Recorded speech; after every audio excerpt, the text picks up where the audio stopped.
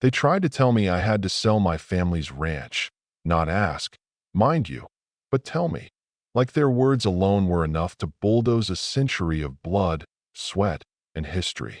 The offers weren't just low, they were insulting, a straight-up strong arm from people so used to getting their way, they never stopped to think that, in a very real sense, their entire manicured little neighborhood was already standing on my land. Drop a comment and let me know where you're watching from, folks, because this story is about audacity, the tangled web of forgotten history, and the wild satisfaction of watching karma come full circle. Sometimes, the biggest bullies are standing on ground a lot shakier than they think. And I'll be honest, even now I'm still a little stunned at how I flipped the script, going from the edge of being forced out to basically owning the HOA that set out to break me. It all started, as these things usually do, with a letter. Well, it was dressed up as polite. Thick, expensive cardstock, HOA logo, the whole performance. But you know the type? Every dear neighbor, dripping with veiled threats. I'd spent my life on Oak Haven Ranch, minus college and a stint as a forensic accountant in the city, a detail nobody in Whispering Pines cared about, but one that would end up changing everything.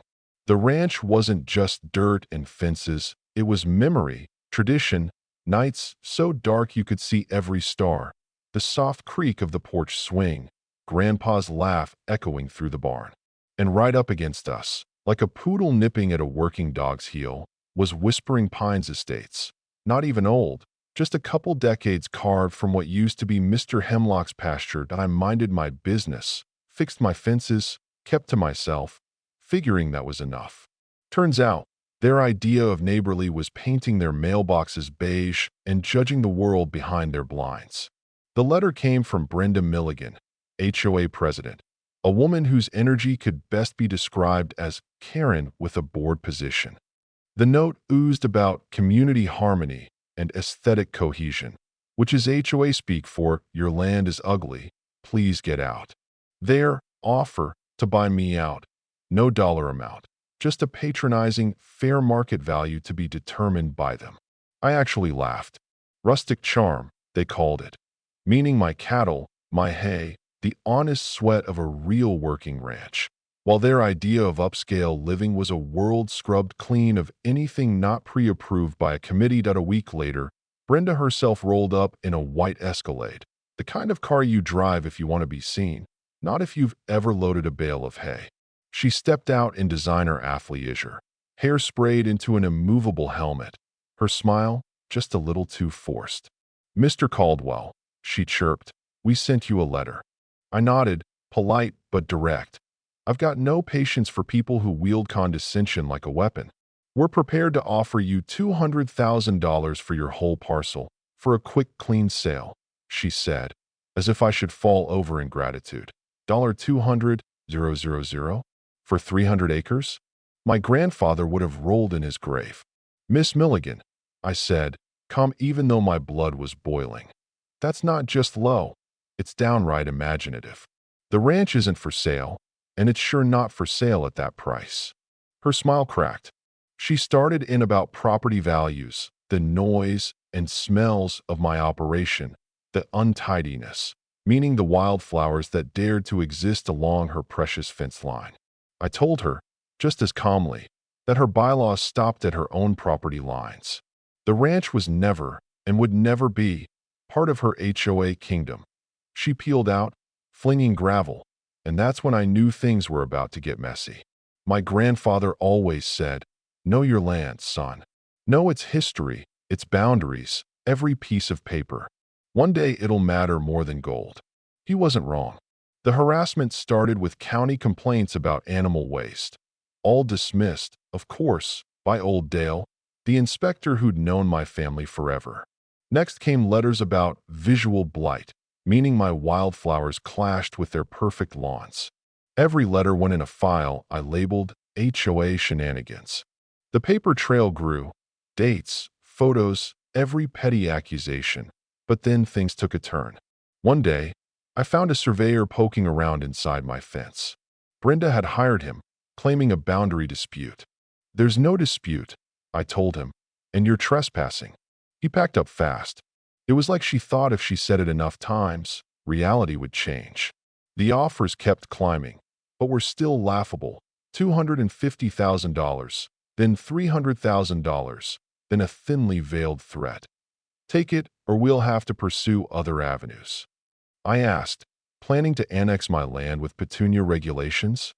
She didn't appreciate the sarcasm, but the truth is, she'd underestimated both my stubbornness and my training as a forensic accountant. That's when I really dug in. Going through Grandpa's old maps, ledgers, and, tucked away, a leather-bound volume of land leases. And there it was, a 99-year ground lease, signed 25 years ago, with the original developer of Whispering Pines, for the exact parcel their entire subdivision sits on. It was right there in black and white. My family owned the land. They leased it, and the lease contained a bombshell. If the HOA harassed Oak Haven Ranch or interfered with its enjoyment, they could be in breach. I brought all this to Arthur Jenkins, a semi-retired property lawyer, sharp as a tack and drier than the Texas sun. He nearly burst out laughing as I laid out Brenda's paper trail and the lease. "This," he said, "is beautiful. Your grandfather was either a genius or the luckiest man in 3 counties.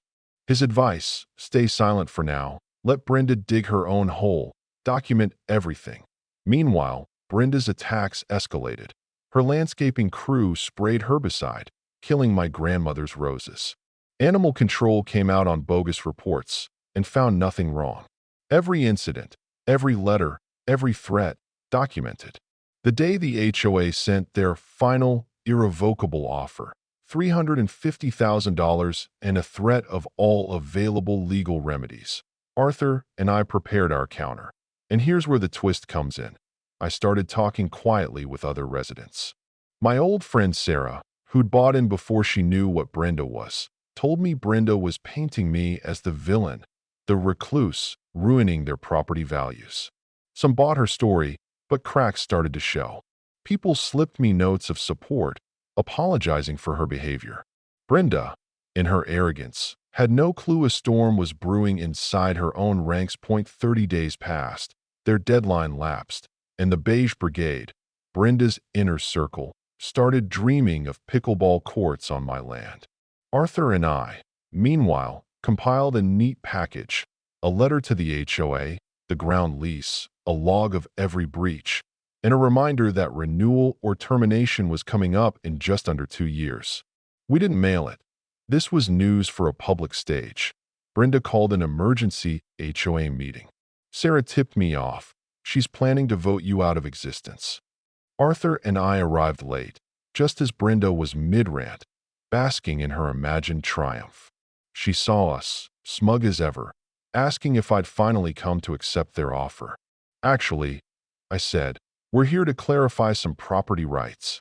Arthur introduced himself, handed out copies of the lease to the stunned crowd. Brenda's face went from red to white as she realized what she was looking at. Arthur spelled it out. The land under their feet, the clubhouse, the lawns, all leased from my family trust. Every threatening letter, every bit of harassment, a potential breach. The silence was absolute. "But we own our homes," someone cried. "You own the buildings," Arthur said, "but the land is leased. And that lease has terms the HOA has broken." Brenda sputtered, tried to claim ignorance, but the room was turning on her.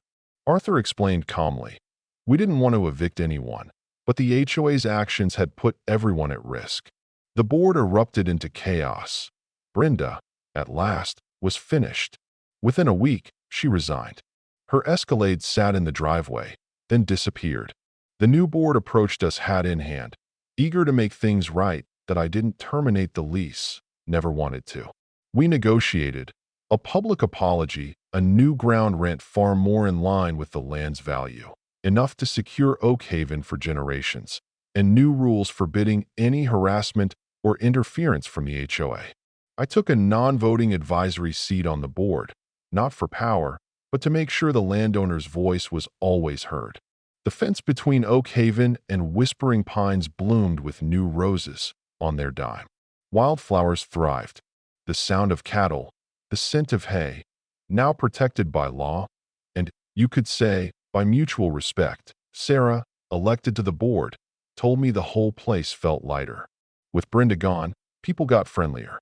Turns out, when you take away the power trips and pettiness, communities can get along just fine.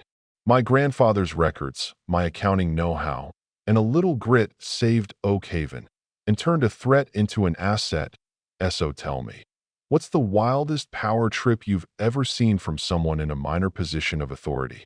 Drop your stories below. Let's get a real conversation going about community, justice, and the fine line between standing your ground and letting the bullies win. And hey, don't forget to like and subscribe if you want more stories where the quiet ones come out on top. Thanks for sticking around.